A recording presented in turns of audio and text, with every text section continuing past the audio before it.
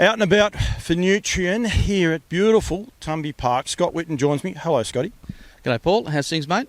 Very, very well. We're a beautiful part of the world. I'm not quite in Queensland. I'm on my way to Queensland, but I'm on the border, I believe, not far from Tweed Heads. We're about 3 k's from the border that way, so we're just this side, on the New South Wales side, at a little place called North Tumbolgum, and that's how Tumby Park got its name.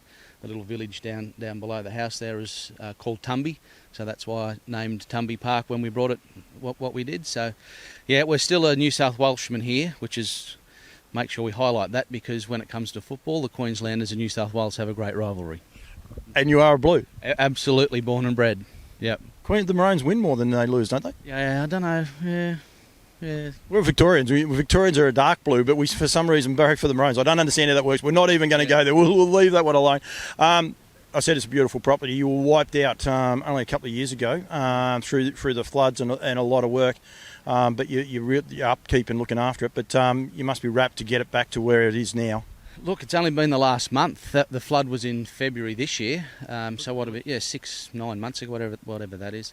But because we've had so much follow-up rain, we've only just basically got the paddocks and the shelters and the fencing and the mud cleaned up, to be honest. It's taken 6-7 months of just, it's been and I feel for the people in Victoria as of today in Sydney who are going through flood. It's one of the worst things you can go through, a flood. And we were lucky we didn't lose any livestock, we didn't lose our houses set up on the hill there. But it's a devastating thing, flooding, really is. Yeah, the people in Shepparton, Mooroopna, Echuca are really suffering. At the minute, I've come from there, and it is bad. And unfortunately, there's more follow-up rain, like you said, and it's starting to rain now. It was sunshine 2 seconds ago. Now it's starting to rain again here.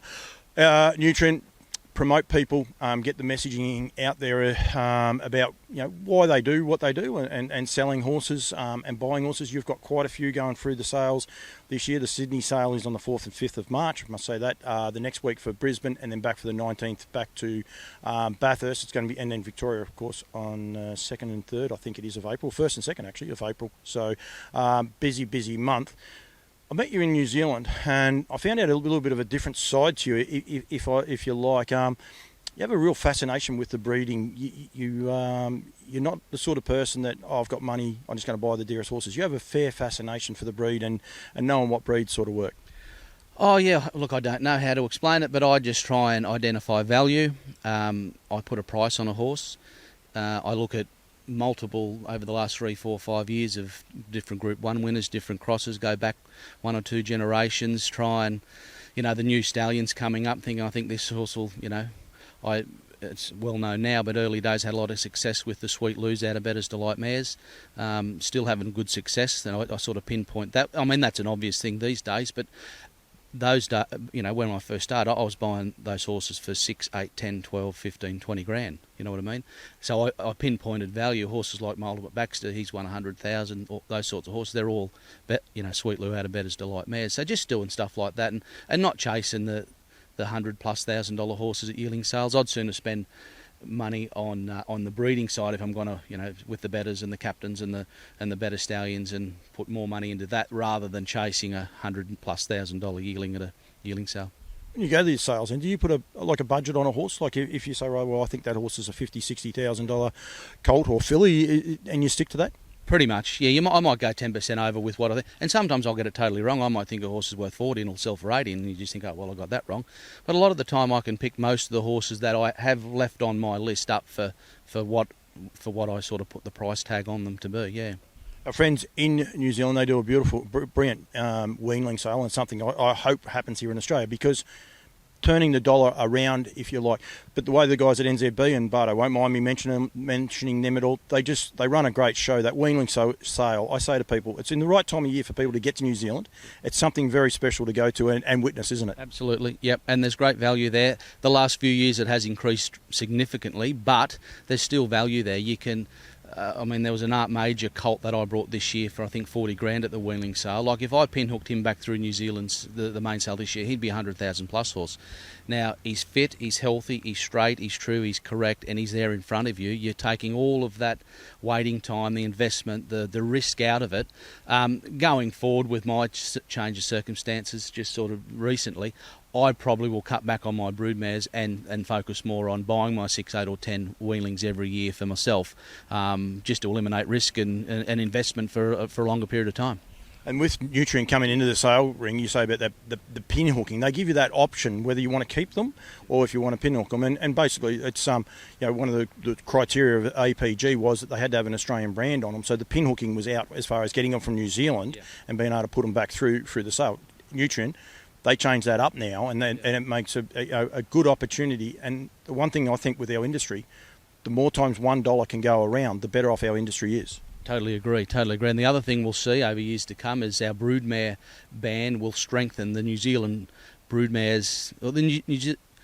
Overall, I think New Zealand's probably that little bit stronger from the breeding perspective, and I think with Nutrien allowing the New Zealand horses to come through the sales, I mean, there's a couple of fillies that I've brought this year going through.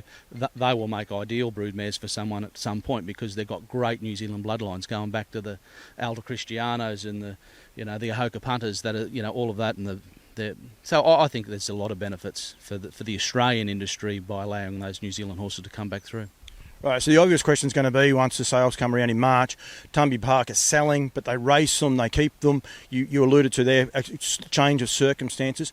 The horses you've got for the sales, they are for legitimate sale. They're not giveaways, but they are legitimately there for sale. No, exactly right. So we went to the yearling sale this year to buy, half a dozen horses, which we always do, whether to race them or to sell them. And at the time, I was just in negotiation to sell my sort of main business at the time, which has now happened. So going forward, I mean, we've had upward of 100 horses on the books at different times. With the selling of the business and just different circumstances, I just need to be a little bit more. I need to manage things much better than I used to. And having about 50 horses on the books is what we're ideally looking for. And we've got 18 horses going through Nutrien in Brisbane this year. But those 6 or 7 we brought from New Zealand, I brought them with the intention to race them. But all my band will be for sale. No, I'm not keeping.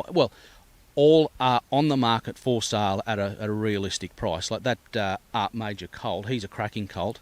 He cost me 60 landed. His reserve will be 70 at the sale. But he's just a stunner. Like he'd be 100,000 plus horse in New Zealand. So they're for sale, but they're going to have realistic prices. And going forward, I just want to keep about 6 horses a year instead of breed about 8 or 10, maybe buy 6, and that's where we're at. Where at the moment we've still got in excess of 70, 80 horses.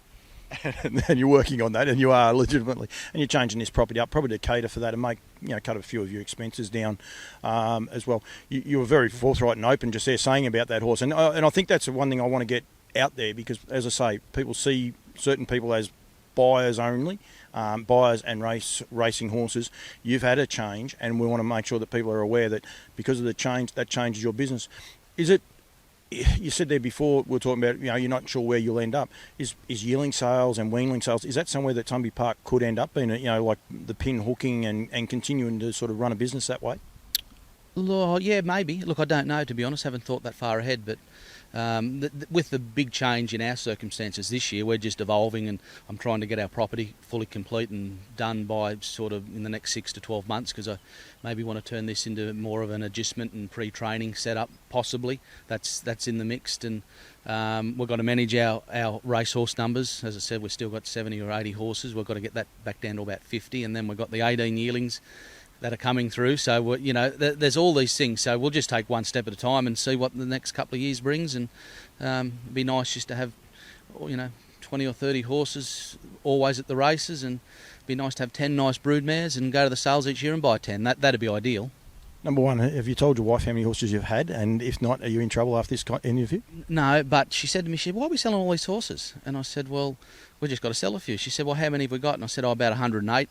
And she just shook her head, But you know what? We've the last 5 or 6 years, we've been winning 100 odd races every year.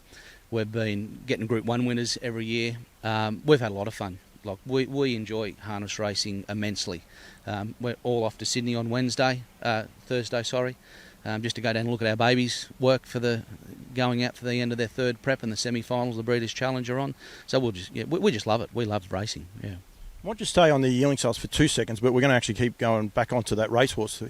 Do you enjoy the way things have changed over the last few years with competition? Everyone's lifted the bar from NZB. Their bar was always pretty high. Nutrien have come in, they've changed it up. APG, they're not gone. They're going to change. They're going to Do you enjoy, especially the professionalism and the way that people are preparers and that have changed the way they do things with the yearling sales? Absolutely. It was about 6 or 7 years ago when I first started buying yearlings, and from where it was 6 or 7 years ago to where it is today, it's remarkable. The professionalism and the way that they're prepared, these yearlings, it's incredible. Yeah. So it's evolved immensely. Yeah, and it's all for the good. It's all for the good. And it's fun as well. Absolutely. We had a ball, like in New Zealand. We went over there. It was a 3 or 4 day carnival type thing for one yearling sale. We're booked in for the yearling sale in when's that? February? No, in New Zealand. The Weanling? No, the main sale in New Zealand. Oh, it's in February. Yeah, it's in February. Yeah. So that's the first cab off the rank. So that's the first book I've got to get through, and then it's straight into the Nutrien book. So, do you reckon the Hilton will stock up on Coronas? I hope so. They're in a bit of trouble. Graham Hand, he'll be watching this. He'll be like, yeah, they better. He'll make sure they do it as well. Racing-wise, the success you guys are having, there's no mistake by it. I mean, there's a lot of forward planning and astute picking. I'll say that to you because you were on the Sweet Loos, we're a great sponsor of mine, Woodlands, but you were on the Sweet Loos early. There was a lot of criticisms. You stuck fat. You continued to buy them even when people were probably a little bit critical. You must be wrapped with the results you're getting, and the wrapped, I would imagine, for Jared Orchin as well. Oh, absolutely, yeah. And as I said, we don't normally buy the $100,000 horses. We look for value. I go through and might have 30, 40 horses on my list at a yearling sale, and then me and Jared go through and eliminate them and both decide what ticks the boxes, and he'll give me his pros and cons, I'll give his mine, and New Zealand's different. I sort of fly solo there, and we've had a bit of success doing that. And then once they go from that stage into the system, me and Jared, we work closely. We've got systems. As I said, I'm heading to Sydney on Thursday at the end of their third preparation. There's a benchmark that we now have for horses where they've got to be at the end of their third preparation. I'll go down there on Thursday and watch them work, or Friday. And if they don't meet that criteria, they're, for sale, for lease, or we just move them on. And that's how we now have good success, a good strike rate.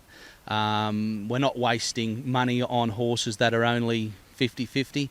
We have a benchmark and a criteria, and we sort of stick to it. Yeah, and Jared's the best judge with that. He'll ring me and say, this one's got a heap of ability, but it's got a bad attitude, and it won't suit you, because I'm big on horses having the right attitude, because you very rarely see a bad horse with a bad attitude win Group 1 races.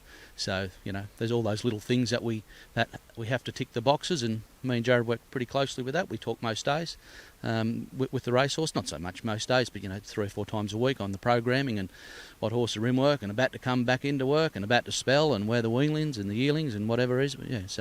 But we work well together. Do you enjoy that, and are you a little bit proud of where it's sort of come from? Like you all of a sudden you've got a benchmark. Probably 3 or 4 years ago, I'm tipping your benchmark wasn't as high as where it is now. Are you proud about it and the results that you guys are getting? Well, you soon set a benchmark when you do a lot of money. Like, everyone thinks that Tumby Park's had a lot of success the last couple of years, which we have, don't get me wrong, but there was 2 or 3 years there where I was probably breeding the wrong horse and then buying the wrong horse, and you can do a lot of money and spend a lot of money over a 12-month period.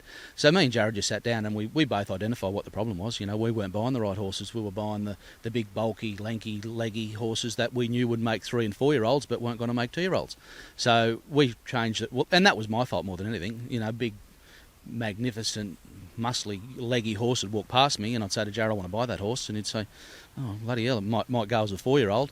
But that was all my fault in the early days. But since then, we just sat down. We've got those benchmarks and criteria in place, and me and Jared work well together, and we've basically never had a blue. We've had a few disagreements when Jared used to drive, but that was more from my punting pocket. But we work terrific together, and we get on well, and we work well. You enjoy it, don't you? And that's the one thing. Just listening to you there, and being so honest about you picking the wrong horses, but you actually enjoy it. You have a smile about your face, which is the one thing that I try to get out to people. We've got to be able to enjoy this game. We've got to change the way we think about it. Yeah. Harness racing is going backward if you listen to everyone and let it go backwards, but we have to lift the bar and change it, lift the benchmark, like what you guys are doing. Yeah, and you've got to enjoy it. Honestly, I can't tell you whether I've been harness racing for 12 months, 2 years or 20 years, to be honest. Whilst ever I'm enjoying the horses at harness racing, I'll be in it for as long as I can be. The minute I get sour or I don't like it or something happens, there's no point doing it if you don't enjoy it. But at this point, I'm busting at the seams to get to Sydney on Thursday and Friday to watch the next crop of youngsters, bowl along. We've got a couple of Lazaruses there that Jared just says we've never had horses break in and cruise up and run up as nice on the bit as what these couple of Lazarus colts are. I'm excited to see them. So there's always something happening. We've got the semi-finals of the Breeders' Challenge Saturday night and then the Group 1 the week after. So potentially that's happening. I'm in the mix of maybe sending a horse to New Zealand for a Group 1 race. So there's always something exciting.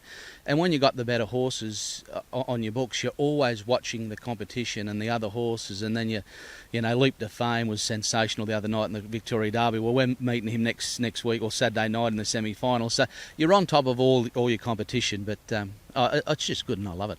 He was awesome, actually, Leap to Fame, and I was fortunate enough to see him at Tamworth, which is not that far from here. It's a little way, but not that far. But he is a beautiful horse. You're not going to give it, but what do you look for in, say, like we talked about Sweet Lou there before, first season sires? When you like a horse, what do you actually look for people like that are trying to learn and trying to probably improve what they're doing? I was going to ask you, is there a smoky first season sire going through the yearling sales? I'm not going to do that because you'll want to buy those potentially and race them on. But what do you actually look for in a stallion? Those first couple of years where they're the unknown factor.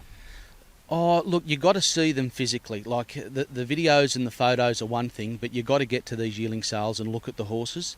And once you're there, you don't really need your book. You've got to go and find the right type of horse. They've got to tick the boxes physically. They've got to be straight, true, correct.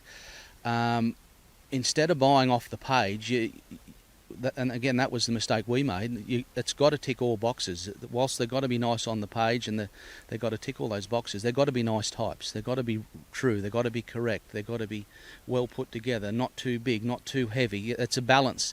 And I don't know. There was a gentleman said to me at the Sydney sales a couple of years ago, come and have a look at this horse. It's the most magnificent horse I've ever seen.